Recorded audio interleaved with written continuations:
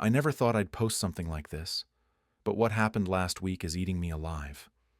My name's Ryan, I'm 34, and I've been married to Emily for 6 years.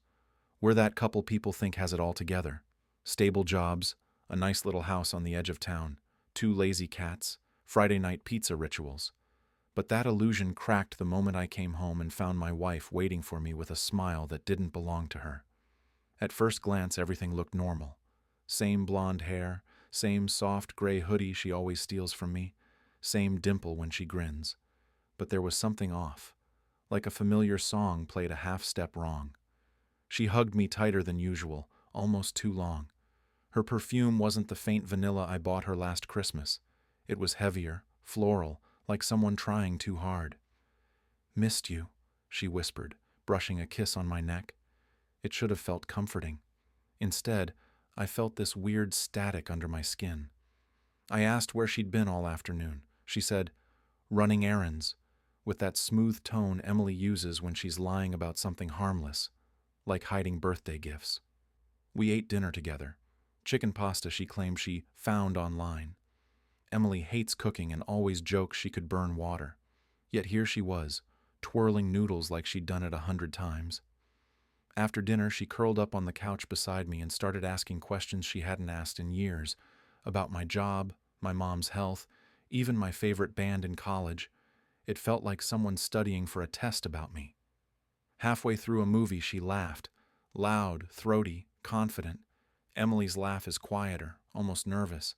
This one filled the room. That's when the hairs on my arms stood up. I tried to shake it off. Maybe she was just in a good mood. Maybe she'd changed her perfume. Maybe I was being paranoid. Then my phone buzzed. "Emily, working late tonight, don't wait up." I froze. My heart did that weird half-beat where everything around you blurs for a second. The woman sitting next to me noticed my face go pale. "What's wrong?" she asked, still smiling. I looked straight at her and said, "Where are you texting me from?" Her smile faltered. For the briefest moment there was panic in her eyes, then amusement. She laughed like it was all a big joke. "Oh, relax, Ryan. Can't you tell who I am?" That's when it hit me. Madison, Emily's twin sister, the one who disappeared 2 years ago after a nasty family fallout that Emily never fully explained. The one who used to mock her, steal her clothes, her dates, her spotlight. I stood up so fast the wine glass tipped over. "What the hell are you doing here?" She smirked. "Surprised? You didn't even notice for a whole evening. Guess I still know my sister better than anyone." I felt sick. "Where's Emily?" "Relax. She's fine," Madison said. "She asked me to stop by. She wanted to see if you could tell us apart again. A little test." A test? It made zero sense. Emily hated her twin, hadn't spoken to her in years. Last time Madison showed up, it ended with Emily crying in the driveway, yelling that she'd never forgive her. "Call her," I said. Madison's grin slipped. "She can't talk right now. She's busy." Every instinct screamed that I was being played, but by who? I grabbed my phone, dialed Emily. No answer. Madison stood there calmly, swirling the spilled wine with her finger like she owned the place. "You always said you could tell us apart," she whispered. "But can you really?" I remember backing away, my mind racing through every detail, the perfume, the cooking, the laugh. My wife's twin had done this once before, years ago at a family reunion, pretended to be Emily for an hour just to see how long it'd take Ryan to notice. I noticed then, after 20 minutes. This time it had been hours. And the worst part? For a moment I'd actually felt happy. I'd thought my wife was more confident, more alive. That realization burned.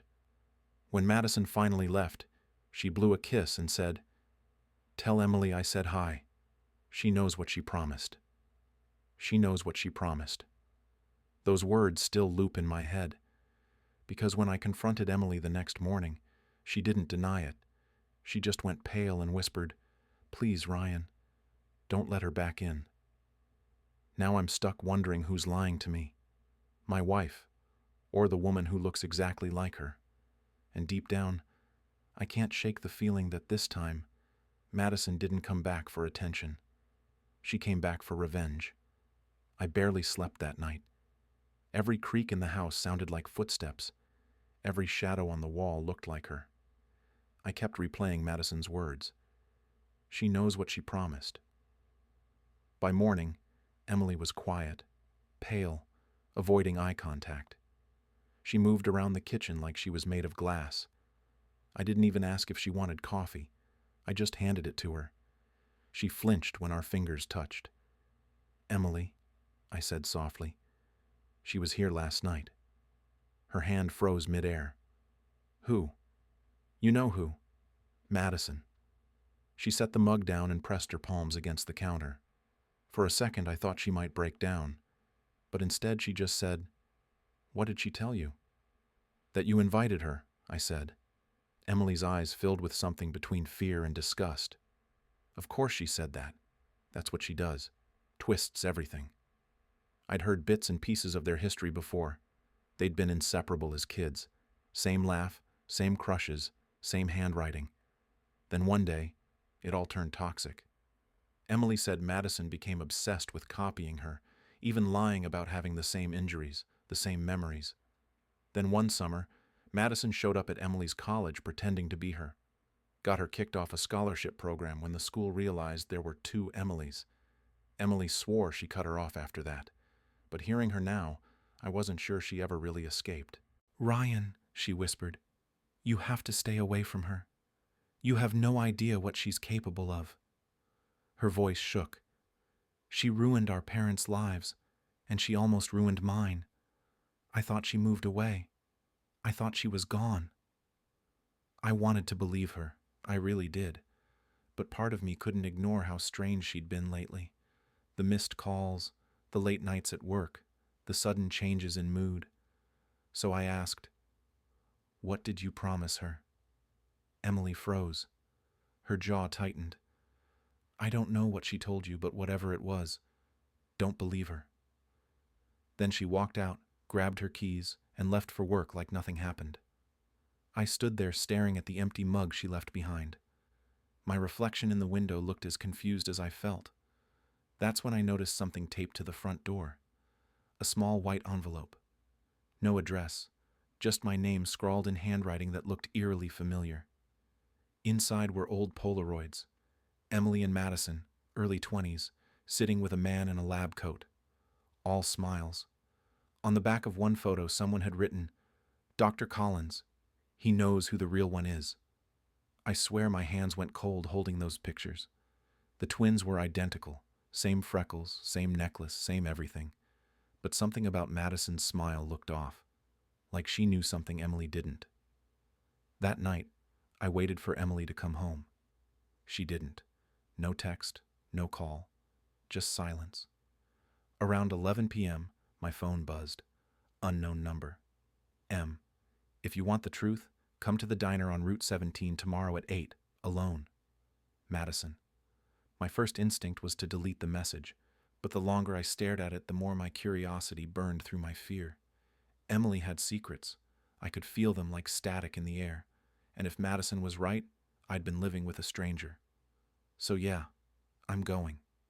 Not because I trust Madison, but because I need to know which one of them is lying to me. And deep down, I have a sick feeling that maybe both of them are. I told myself I wouldn't go. I told myself it was stupid, dangerous, insane. But when 8 p.m. rolled around, I was sitting in that corner booth at the Route 17 diner with my heart pounding harder than the jukebox bass. Madison was already there. She wore Emily's favorite leather jacket, the one she swore she lost last year. Same perfume, same hairstyle. For a split second it felt like seeing my wife walk in, but then she smiled, and that was all it took. Madison's smile always felt like she was in on a joke I'd never get. "Glad you came," she said, sliding into the seat across from me. "I shouldn't have." She stirred her coffee. "You never could say no to Emily's face." I wanted to walk out, but she reached into her purse and placed something on the table. A locket. Emily's locket. The one I'd given her on our second anniversary. Inside was a photo of me on one side, and Madison on the other. "Where did you get that?" I demanded. Madison looked me dead in the eyes. "It's mine. Always was." I almost laughed, but something about the way she said it, calm, flat, certain, made my stomach twist. "You really think she told you the truth about us?" she asked softly.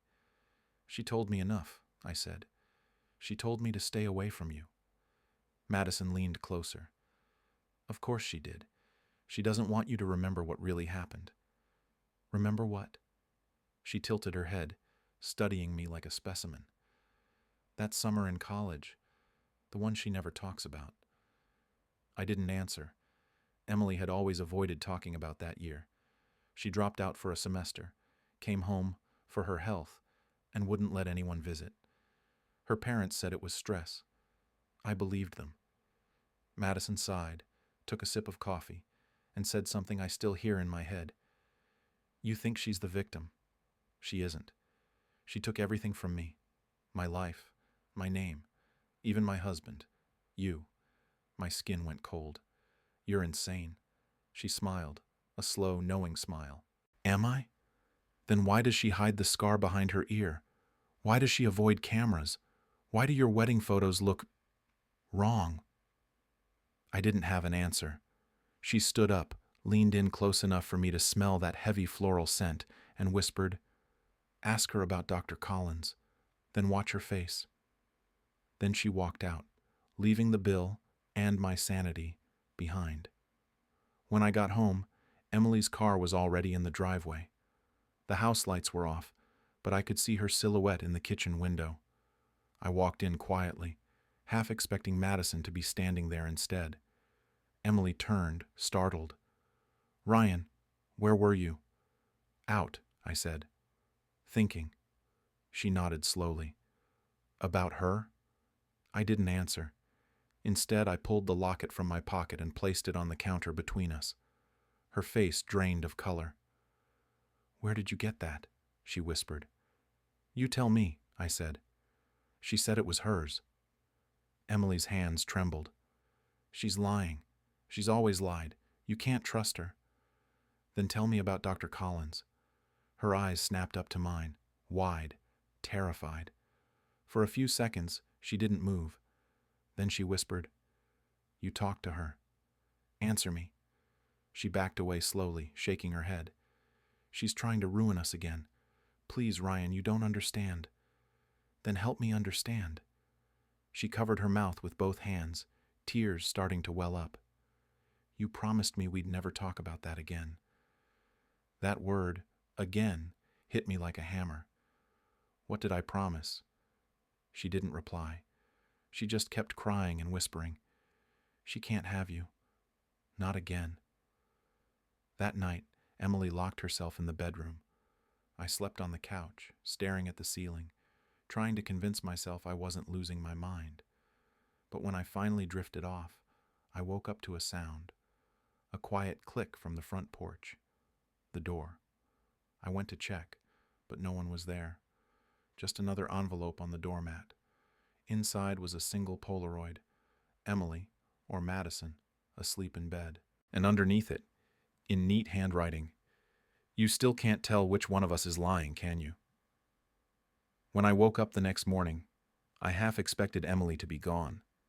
But she was in the kitchen, still in her robe, staring blankly at the window with a cup of coffee gone cold. The air between us felt heavier than silence, like we were both pretending the night before hadn't happened.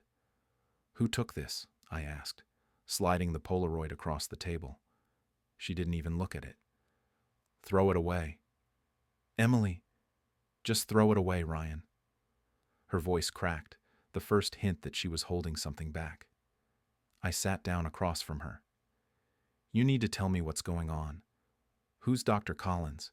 And why do you look terrified every time I say his name?" That finally got her attention. She looked at me like I'd just said a forbidden word. Then softly, "Where did you hear that?" "Maddie told me." Emily's eyes filled with tears instantly. "Of course she did." She rubbed her temples. "She's not supposed to talk about him." "Then who is he?" I pressed. She hesitated, glancing at the window again, like she expected Madison to appear out of thin air. Finally, she said, "He was our doctor when we were kids." I frowned. "You said she had issues in college, not before." "That's what I wanted to believe," she murmured. "But Maddie started changing early. When we were teenagers, she'd wake up screaming about mirrors. She'd stare at me for hours and ask who copied who. My parents took us to Dr. Collins. He said twins sometimes develop blurred identities when they're too close. He tried to separate us, make us do everything alone. It worked for a while." She paused, her voice trembling. Then she started saying that I was the copy. I sat there, unable to move. "Emily, what exactly did he do?" Her hands clenched around her mug. "He said one of us would have to let go to save the other. He meant therapy, I think. But Maddie, she took it literally."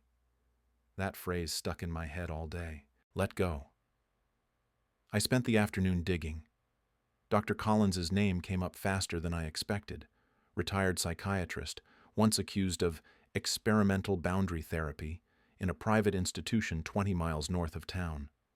No criminal charges, but multiple patient complaints. And then I found something that made my skin crawl. A newspaper clipping from 12 years ago.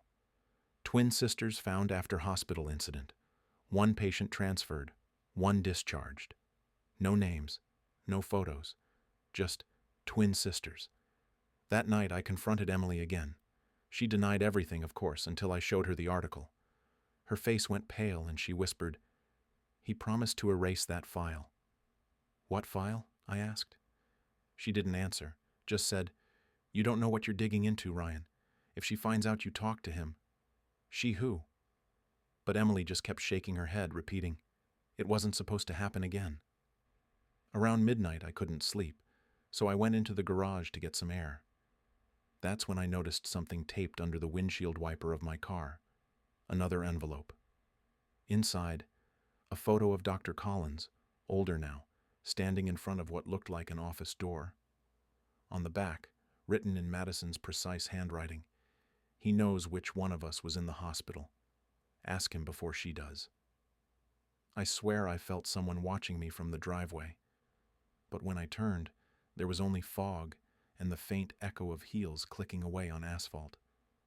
The next morning, I told Emily I had to drive out for work. She didn't ask where. She just nodded and said, "Don't go alone." That's when I realized something chilling. She didn't mean driving. She meant where I was going. I still went, because I needed to know who was lying to me, my wife, or her twin. I didn't tell Emily where I was going. Honestly, I didn't even tell myself the truth. I said I was driving to clear my head, but the second I hit the highway, my GPS was already set to the address Madison had texted, Harborview Restaurant, 7:30 p.m. I told myself it was just to get answers, nothing more. But deep down, I knew I was walking into a trap. When I got there, Madison was already seated. White dress, same soft curls as Emily, same faint smirk. The kind of smile that says, "I already know what you're here to ask." For a terrifying second, I almost said "M" before catching myself. "Ryan," she said sweetly, "you came. Tell me why I shouldn't regret it." She motioned to the empty chair. "Because you're finally ready to hear the truth." We ordered nothing. I couldn't have eaten even if I tried. Madison placed her phone face down on the table, leaned forward and said, "You still think I'm the twin, don't you?" "I don't know what to think anymore," I admitted. She smiled faintly. "Then let me help. Your wife, Emily, isn't who she says she is." I almost laughed, but there was nothing funny in her tone. "I know how that sounds," she said. "But think back. When was the last time she looked you in the eyes and didn't flinch? When was the last time she called you Ryan without hesitating first?" My throat went dry, because she was right. Lately, Emily had been saying my name less and less. Just "hey," or "babe," or nothing at all. Madison continued. "She's been pretending to be me for years. After the hospital, she took everything. My name, my records, my life. That's insane. Then explain this. She slid a folded paper across the table. It was a hospital release form. Patient name, Madison Reed. Transferred to Emily Carter, guardian sister. Date, October 14th, 2012. My stomach twisted. The signatures, they both looked like Emily's handwriting. Madison's eyes burned into mine. She took me home from that place, said she'd protect me. Instead, she replaced me. I leaned back, shaking my head. No. Emily told me you were unstable, that you lied, that you... Madison cut me off. You ever wonder why your wife avoids photos? Why she wears her hair the same way every day? Why she never lets you see the back of her neck? I blinked. What? She tilted her head, brushing her own hair aside. A faint scar curved behind her ear, just like the one Emily had. Identical. Ask her where she got it, Madison whispered. She won't remember. The waitress dropped off the check we never asked for. Madison stood up first. You're a good man, Ryan. You just fell in love with the wrong sister. I grabbed her wrist. If what you're saying is true, why now? Why tell me this? Her eyes softened, just for a second. Because she's getting worse. And when she breaks again, I won't be the only one who pays for it. Then she leaned in close enough that I could feel her breath on my cheek and whispered, She's not Emily. I am.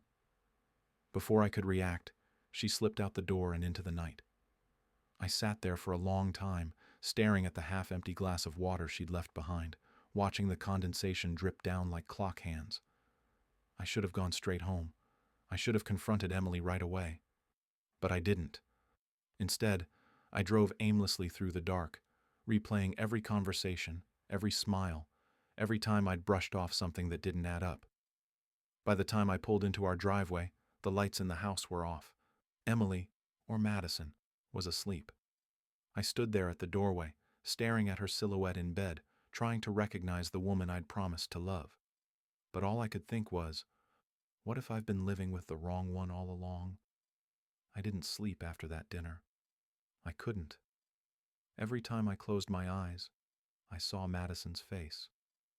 Or was it Emily's? They'd started blending together in my mind like two halves of the same nightmare. The next morning, I woke up to Emily humming in the kitchen. She was making pancakes, something she hadn't done in years. Morning, she said softly, smiling like nothing had happened. For a moment, I almost believed her. But then I saw it, the faint scar behind her left ear, the one Madison had shown me the night before. Where'd you get that? I asked casually. She froze, spatula midair. What? The scar, I said, pointing. You never told me about it. She touched the spot lightly, eyes narrowing. You've asked me that before. No, I haven't. Yes, you have. Her voice was sharp now, defensive. She turned back to the stove and said, It's from when we were kids. Maddie pushed me into a mirror. You know that. Except I didn't know that. She'd never told me. That was when I started testing her. Little things, small details she should remember. Our first date, our cat's name before we adopted the second one, the hotel we stayed at for our honeymoon. She got half of them right, and half of them almost right.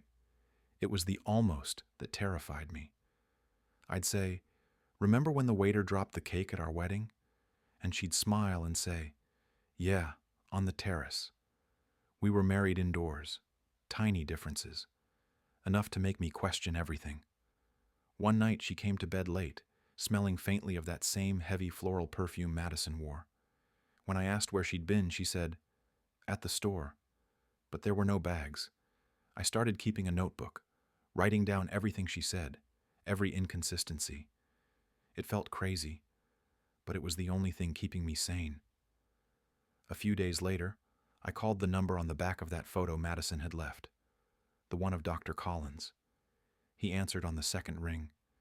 His voice was calm, old, steady. Dr. Collins, this is Ryan Carter. You treated two sisters, Emily and Madison Reed? Silence. Then a long sigh. I wondered when this would happen, he said. When what would happen? When the past caught up. He asked to meet. Some things can't be explained over the phone, he said. And I think you deserve to know which one you married. That night I didn't tell Emily where I was going. I just said I needed a walk. She kissed my cheek and said, "Don't be long." When I came back, she was asleep, or pretending to be. Her arm was hanging over the edge of the bed, and on her wrist I saw faint writing, a word written in pen. M. I tried to take a photo, but she stirred, rolled over, and whispered, half asleep, "Don't tell her I'm back." I froze. "Emily?" She didn't answer, just turned away and mumbled, "She'll hear you." The next morning she acted normal again. Pancakes, coffee, small talk. I didn't mention what I'd seen, but while she was in the shower, I checked her nightstand. Inside was another envelope, this time addressed to me. No handwriting this time, just one sentence on a folded sheet of paper. "Stop looking. You're living with her now." That was when I knew. This wasn't a game anymore. One of them was gone, and the other one was inside my house. I'd been living in a fog for days. Every word she said felt rehearsed. Every smile felt borrowed. I kept telling myself I'd wait for the meeting with Dr. Collins before confronting her, but that promise broke the moment I found the photo hidden behind the dresser. A picture of the twins at 21, arms around each other, identical smiles. Except one had a bandaged wrist. On the back, in handwriting I didn't recognize, someone had written, "She begged me to switch. I said no. She did it anyway." That was it. I couldn't take the guessing anymore. Emily, or whoever she was in the living room reading when I came in. "Can we talk?" I asked. She looked up slowly, like she already knew where this was going. "About Madison," I said. She exhaled.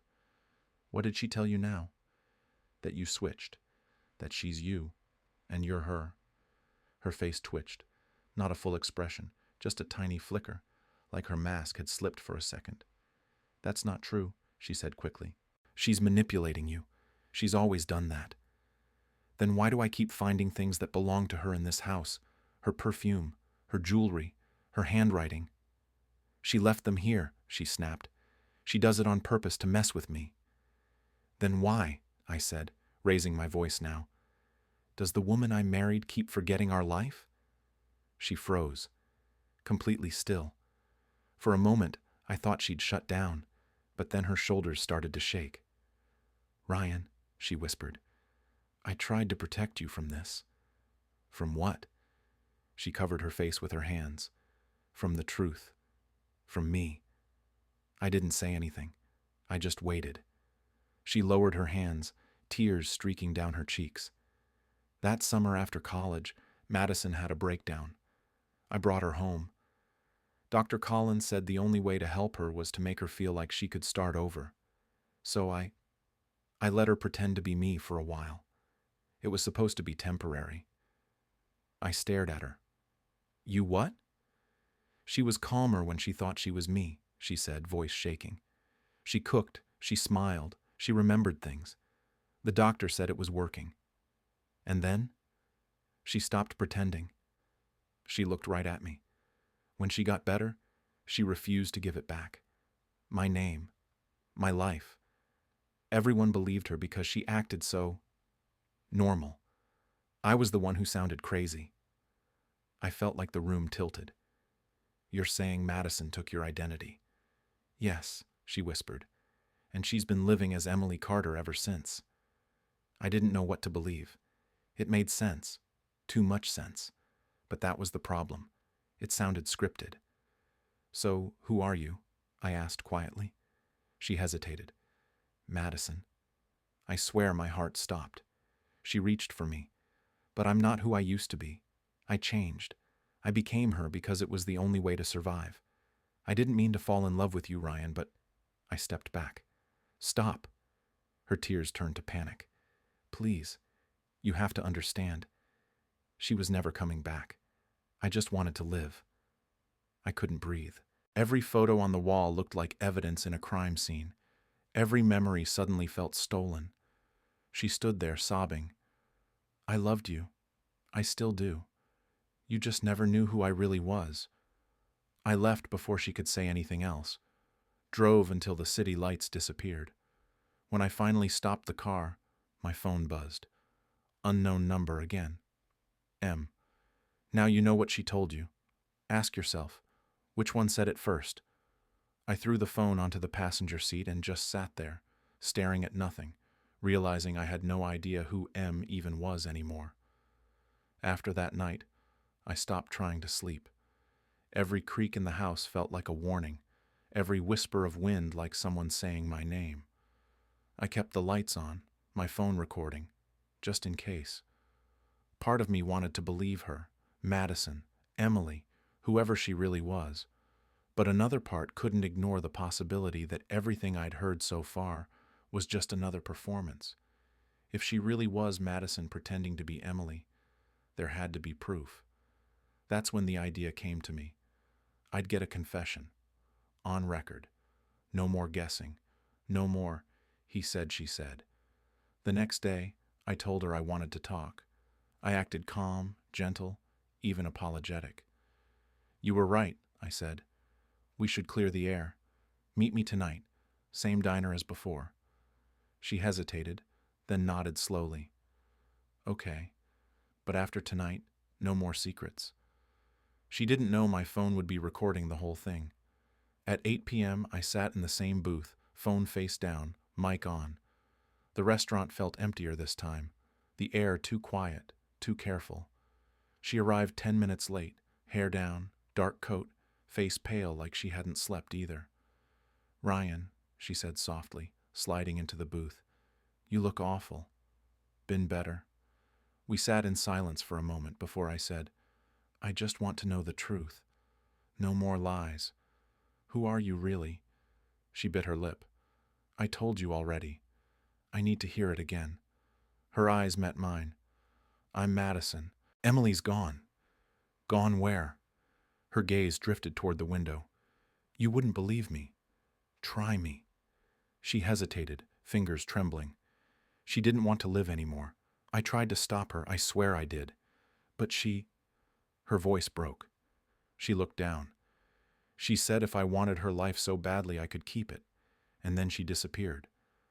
Something about her tone, flat, rehearsed, set off every alarm in my body. Still, I played along. So you took over? I had to, she said quickly. People believed I was her. It was easier to let it happen than explain. She reached for my hand. But it doesn't matter anymore. We can start fresh. I pulled away. No, not until I know where she is. The air shifted. Her jaw tightened. Why does it matter? Because I deserve to know if my wife is alive. She stared at me, then smiled. That same slow, knowing smile I'd seen before. You still don't get it, do you? Before I could ask what she meant, she stood up and walked out. I grabbed my phone, stopped the recording, and rushed after her. But she was gone. No car in the parking lot, no footsteps, just empty air and the faint smell of her perfume. I drove home with my hands shaking on the wheel. The plan had failed, but at least I had the recording. It wasn't much, but it was something. When I pulled into the driveway, the front door was slightly open. Emily? I called out. No answer. Inside, the house was dark except for the kitchen light. A glass of wine sat on the counter, half full, lipstick on the rim. Then I saw her, lying on the floor, still. I dropped to my knees, shouting her name. Emily, Madison. I didn't even know which to use anymore. Her skin was cold, her eyes half open. The same floral scent filled the room, sharp and nauseating. The police came. They questioned me for hours. They said there were no signs of forced entry, that my fingerprints were on the glass. I tried to explain. Tried to tell them there were two women, identical, that one was pretending to be the other. But every word out of my mouth sounded crazier than the last. Then the detective came in holding a folder. Mr. Carter, he said, we ran the DNA from the body. I swallowed hard. And? He hesitated before speaking. It matches your wife's dental records. Emily Carter. I felt the room spin. If the woman on the floor was Emily, Then who had I been meeting all this time? They released me 2 days later. No charges, not yet, but I could feel it in their eyes. They thought I'd done it. The detectives asked the same questions in different ways, watching for cracks. Why didn't you call right away? Did your wife have enemies? Were you too happy? I told them the truth. Every version of it. And that was the problem. I had too many versions. By the time I got home, the house felt alien. Her perfume still hung in the air. 2 cups on the counter. 1 set of keys. Everything exactly where she'd left it, except for the photo frame on the hallway table. The picture inside was gone. I should have called someone. My parents, a lawyer, anyone. Instead, I went upstairs, straight to the closet. Her clothes were gone. Not all of them, just the pieces Madison used to wear. The leather jacket, the dark blue sweater, the boots with the scuffed heel. In their place, a folded note on the shelf. You always said you'd know which one I was. Now you don't. Goodbye, Ryan. My legs gave out. I just sat there, staring at the paper, the handwriting too neat to be Emily's, too perfect to be accidental. That's when I heard the phone ring downstairs. It was the detective. Mr. Carter, we got something from the lab, he said. We ran a DNA comparison from your wife's hairbrush against the body. My throat closed up. And? They don't match. What? It's not her. Whoever died in your house isn't Emily Carter. For a few seconds I couldn't speak, just static in my ears. Then who is she? I finally asked. We don't know yet, but we're running the prints through federal records. Sit tight. I hung up before he could say anything else. My hands were shaking so badly I nearly dropped the phone. I went to her laptop, the one she always kept locked. The police hadn't taken it. They probably assumed it belonged to the victim. The password popped into my head like muscle memory. R+M. Forever. It opened. Inside were folders of photos, receipts, emails. At first, normal things, grocery lists, work invoices, birthday plans. Then I saw a folder labeled Red. Hundreds of photos, all of me, sleeping, cooking, at my desk, some from angles that didn't make sense, corners of the room, reflections in mirrors. And then, near the end, screenshots of text messages, ones I'd sent to Madison, except she'd replied to them, from Emily's phone. That's when I understood. There had never been 2 phones, just one person, switching names, voices, numbers. She'd been playing both sides the whole time. A knock at the door jolted me back. It was the same detective from before. He looked uneasy. Mr. Carter, he said, we identified the body. Her fingerprints matched a patient from a private psychiatric facility in Maryland. Name on file, Madison Reed. My stomach turned. You're sure? Positive. So she's dead, I said quietly. He nodded. Then that means the woman you were living with. Wasn't her, I finished. We stood there for a few seconds, the air thick with what neither of us wanted to say. When he finally left, I sat on the edge of the couch, staring at the dark TV screen, my own reflection staring back. Behind me, the hallway mirror caught a flicker of movement. For a moment, I swore I saw her, Emily, standing there in her white robe, smiling that soft, crooked smile. Then she whispered, faint, almost gentle, You still can't tell, can you? And the mirror went still again. I didn't plan to see Dr. Collins again. After the police finished with me, I wanted to drive until the map ran out, but his voicemail kept replaying in my head. You deserve to know which one you married. So I went. His office was in an old brick building 2 towns over.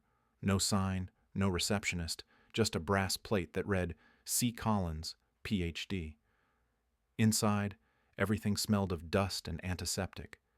He looked smaller than I'd imagined, gray-haired, eyes that had seen too many people fall apart.